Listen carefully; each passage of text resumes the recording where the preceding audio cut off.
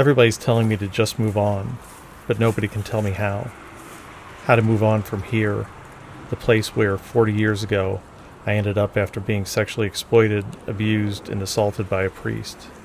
I'm not sure that even if it was possible, just moving on is even a good idea, the right thing to do. Because that sexual exploitation and abuse was witnessed, at least in part, by a man who was a priest and is now a cardinal of the Catholic Church.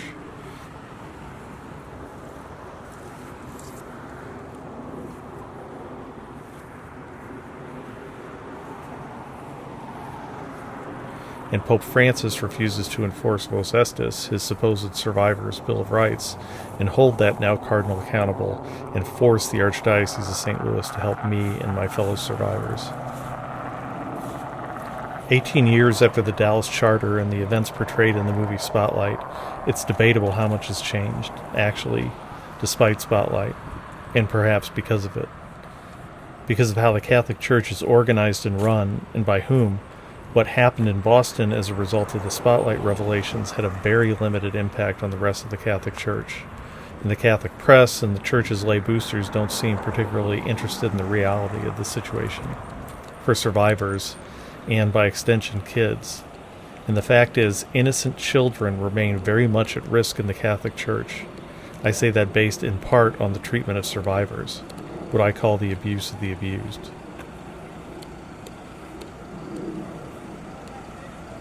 My name is Chris O'Leary, and I'm a survivor of the Catholic Church's sex abuse crisis.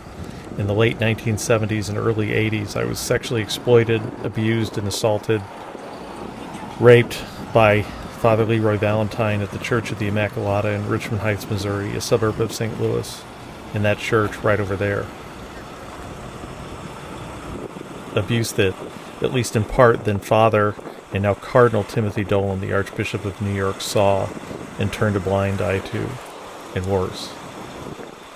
Stunningly and tragically, men like Timothy Cardinal Dolan, rather than being held accountable for what they did and did not do, back in the depths of the crisis, and then again in 2002, are now running the Catholic Church. So, not surprisingly, very little has changed, actually, in the hearts of these men who turned a blind eye to our abuse when we were innocent children and then gaslighted us when we went to them for help as traumatized adults. In August 2018, the Pennsylvania grand jury report was released. That led to a number of things, including investigations of archdioceses like my own Archdiocese of St. Louis. It also led the Archdiocese of St. Louis to hold a massive reparation, which I attended. I stood silently out front of the cathedral basilica holding two pictures of me from my time at Immacolata with my abuser, Father LeRoy Valentine.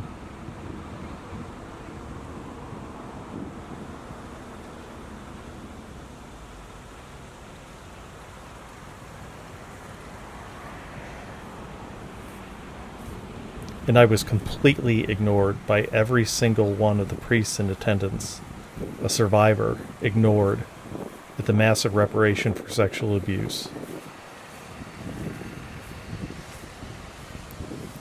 Sure, the Catholic Church says it's sorry for what happened to my fellow survivors and me, and it wants to help us, but talk is cheap. Actions speak louder than words. And the fact is that my own Archdiocese of St. Louis ignores survivors. It refuses to help us. It does nothing to help us. Still. And it continues to run a smear campaign against me, despite Vos Estis. Why? Because the Pope won't enforce Vos Estis. Why? Because that would mean holding accountable the hierarchy of the Catholic Church, people like Timothy Cardinal Dolan, people who I can only assume were just following orders, and who is Pope Francis to judge them? What's worse, neither the Catholic nor the mainstream press, in St. Louis at least, will touch the story. Neither will Missouri Attorney General and now Senator Josh Hawley, or current Missouri Attorney General Eric Schmidt. Instead, everybody's trying to help the Archdiocese of St. Louis and the Catholic Church. But in doing that, are they actually supporting and protecting it, or are they enabling it? Interfering with the understanding and discussion of exactly what happened to us, and why. Why were we sacrificed? And if we don't know why we were sacrificed as kids and now as adults, who's to say that the same sick justifications and rationalizations aren't still in place? Meaning innocent children remain at risk. The fact is, too many Catholics remain afraid to ask the hard questions about what happened, then and now.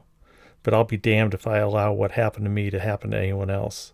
So I will ask the hard questions and do the digging that's necessary. Because when I look at the example Jesus Christ set on Palm Sunday, when he entered Jerusalem to a certain and known fate, I know that if he could do that, I can do this.